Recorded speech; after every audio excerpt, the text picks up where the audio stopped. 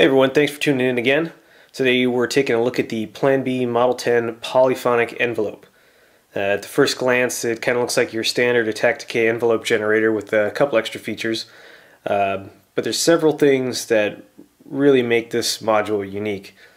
The main envelope outputs, there's two, the same output on both, have a dedicated bipolar attenuator here. This is really great when you have VCAs that have no attenuator inputs, like the dual Doepfer VCA or like the VCA that's on the Plan B Model 25. You basically have your attenuator right there on the module. And for everything, any reason to have an attenuator is a good reason. In addition to the attack decay outputs, there's an additional fixed level ramp output. This is where the polyphonic name comes from. Essentially you have two unique envelope outputs, the standard attack decay and this fixed ramp, both being controlled by the attack decay controls. The way that works out is the ramp raises to about 50% high during the attack time and the other 50% during the fall time. And like I said, that's fixed, so this attenuator doesn't have any effect on the output of that. I think it's a +6 voltage. The attack and decay times, or rise and fall as they're called in the module, are controlled by three controls actually. The rise or attack, the fall or decay, as well as the time base, which is the overall time for both the rise and fall controls. So the higher the time base, the longer the attack and the decay, or the rise and fall times, are for each knob. And of course that is CV controllable with its own bipolar attenuator. Next we have the various trigger and gate ins and outs. The trigger input obviously triggers the envelope, but there's also this trigger switch here. The lower position when pressed is a momentary switch, and as you can see that acts as just a simple trigger. So rather than having to have a trigger source plugged in here, you can just simply fire off one envelope by pressing the switch down. The up position is a LFO, and it'll basically cause the Model 10 to self-trigger itself. So every time the attack and the decay is done, it will start a new attack and another decay. There's also a cycle gate input, which in effect will do the same thing as flipping the switch up into LFO mode, but it will only do that when there's a high gate signal. So for example, holding a key down on the keyboard, if you have the keyboard gate patch in here, will cause the Model 10 to self-trigger as long as that key's held. And then when you let the key up, it'll stop. It's really cool. And there's two final outputs, the end of attack gate output and the end of cycle little trigger pulse output. The end of attack goes high at the end of the fall time and stays high until the end of the decay time. This is perfect for triggering other envelopes, or actually using anything that you'd use a gate for is great. The end of cycle pulse output is a short little pulse that occurs at the end of the entire cycle, so when the fall time is complete, and that works great for anywhere you'd use a trigger, and I'll show that in a couple of the patches. In fact, let's get to that. Let's hook up some stuff. Before I get on with the patch, I almost forgot, there's a switchable contour for the envelope output. You either have a logarithmic, linear, or exponential output. I'm going to be using the linear one here. The exponential one works really well with the Model 13, gets those vectorals to really ring nicely. So anyway, to the patch. Real simple, there's just 4 modules involved. The sound source is coming from the Model 15 sine wave. The pitch of that is being controlled by the Model 24 Heisenberg step output. And Model 10 obviously in use, and that is opening the Doepfer VCA, which is Model 15 is running right into that.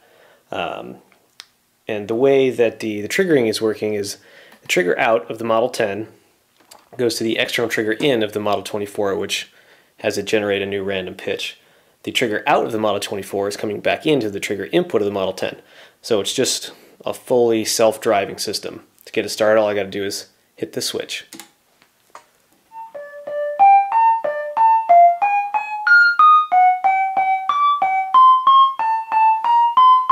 And since the Model 10 is kind of the clock in this situation, if I decrease the time base,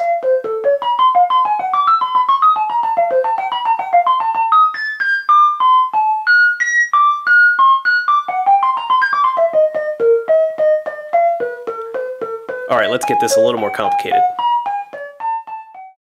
Okay, almost the exact same patch as before, same models in use and everything. The only difference is I'm now using the ramp output here and the frequency CV in on the Model 15 to make it drop and pitch a little bit, kind of like a little drum hit. And I'm using the smooth output of the Model 24 into the time-based CV input, little positive attenuation there. So let's give this a listen. As you'll hear it, the time base will get larger or smaller, and because the Model 10 is kind of driving the whole system, the little hits will get faster or slower.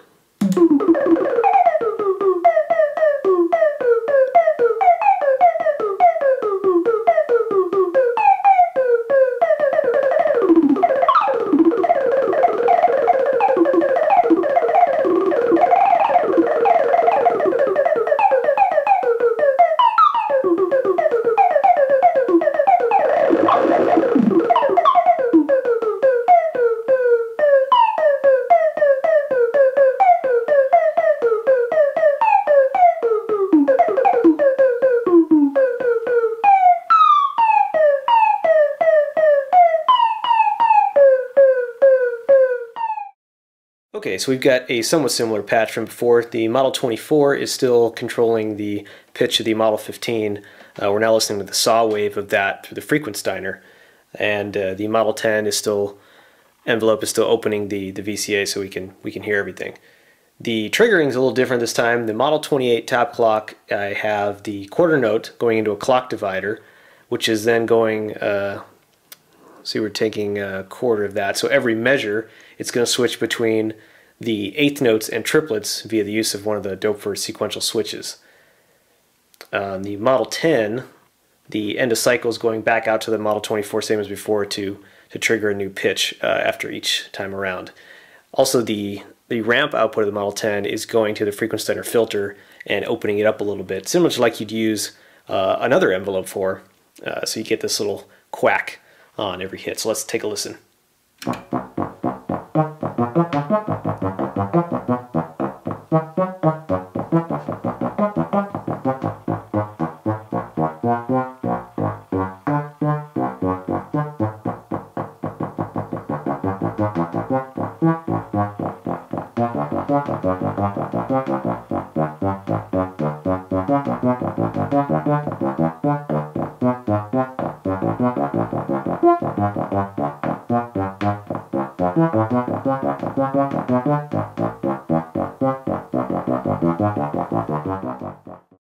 So this final patch is a little more of a funny way I like to abuse the Model 10 for some weird ring mod kind of timbre things. As I pointed out before, the cycle input causes the Model 10 to self-trigger like the LFO switch would be in whenever there's a gate signal input to it. And as you heard in the first example, I think, the envelopes on the Model 10 are really, really fast. Like, so fast it basically almost could probably generate a tone, even though I haven't thought about trying that. So what I like to do is hook up the keyboard gate into the cycle and have a source control the time base and set the time base really short. Right now I'm using the stepped output of the Model 24 being clocked by the Model 28 to control the time base. And it sounds really cool.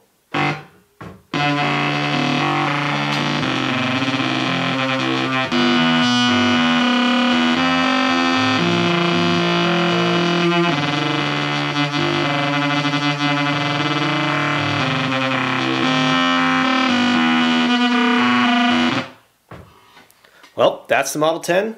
I highly suggest go picking one up. You'll have a lot of fun, and probably if you get more, you'll have even more fun. That's something I need to put on my list. Tune in next time. We're checking out the dual Bissell generator from Livewire.